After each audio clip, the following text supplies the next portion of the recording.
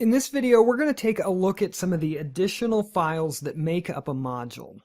We're going to discuss the additional files and folders that are found in a typical module and how these files and folders play a part in the actual module development process.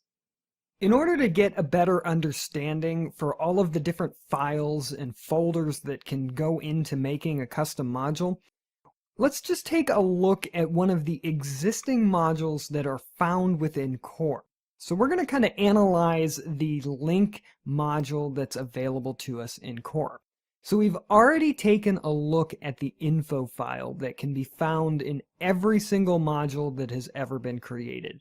The only thing that's going to be different within this particular module as opposed to the ones that we've looked at before is this information added by Drupal.org packaging script.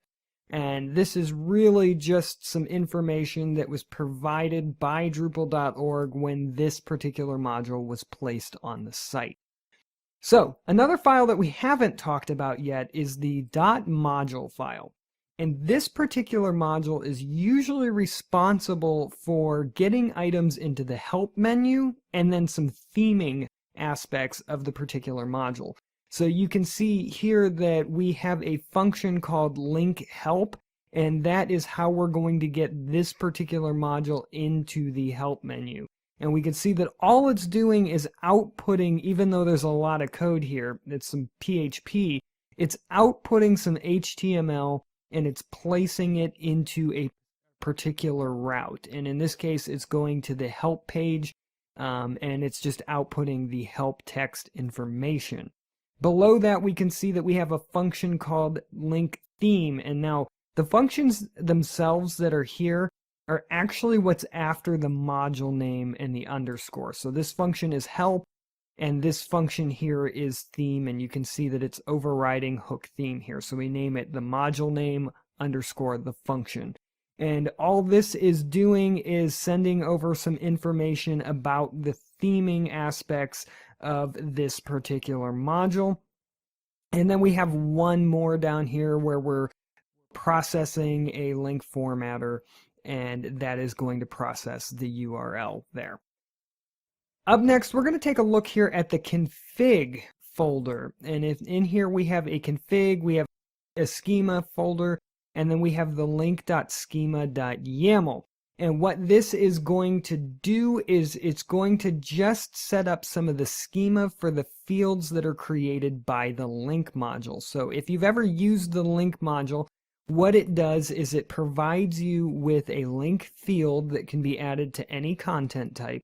And that link field has the option of having a title and a URL within it. So this is kind of customizing a lot of the fields themselves by limiting them, giving them different options and things in here. So this is the schema that makes up the module. Next, we have the source folder, and we took a look at the source when we developed our module. So here we have the link item, and you can see that it's referencing or extending the field item interface, and it's just setting up a bunch of different things in order to get the functionality into this module that it needs to have. There's some plugins here. We can see we have a lot we can dive in. So we have a field formatter. This is really all just declaring the functionality of this module. So we have some widgets in here that we can deal with. And like we said before, when we developed our source folder, that source folder was all about declaring functionality. So they've just broken out the functionality into a bunch of different files and folders. So we have the formatter folder, we have the field type formatter, and we also have the field widget formatter here, and that's just declaring how all of this is going to work. So we're going to see that it's going to extend a lot of other things. For example, this file here is extending this file here, which is extending then the Container Factory plugin interface. So as you dive into these things, it's really good to take them step by step by step to see how it's all working out. So that is the functionality folder. Then we have the templates folder. And what is being declared here is simply just an HTML file. Now this HTML file is going to declare how this particular module is supposed to look. And you can see that it's a twig file, and twig is, like we discussed in our theming, just kind of the new way that we're telling Drupal about different pieces and parts our theme. And this is really all this is it's a theme. So it's the theme for the link module, so that we can see here that we are going to be outputting the title that was entered, and we're going to be outputting the link that was entered. And really, that's all it is. It's a very, very, very simple HTML file. And then we have a tests folder here where we are going to be running some tests for this particular module to make sure that it's all up and running and working. We also have a modules folder in here. Now, what does that mean? That means that there is a submodule that we can turn on, and here is the info file for that submodule. And then here are some functionality files. So modules can actually contain other submodules, and in this case we have a submodule in order to run tests on the link module. So really the best way to understand all of the different files that make up a particular module is just to download one, pick any module you want, and really just analyze it and see what's going on. So we can tell from this module that it's broken down into all these logical parts. The configuration and how it functions is separated out into logical pieces and parts, and then that all comes together. And then within that, it's going to declare or call out to the template folder, which is then going to tell it how to display.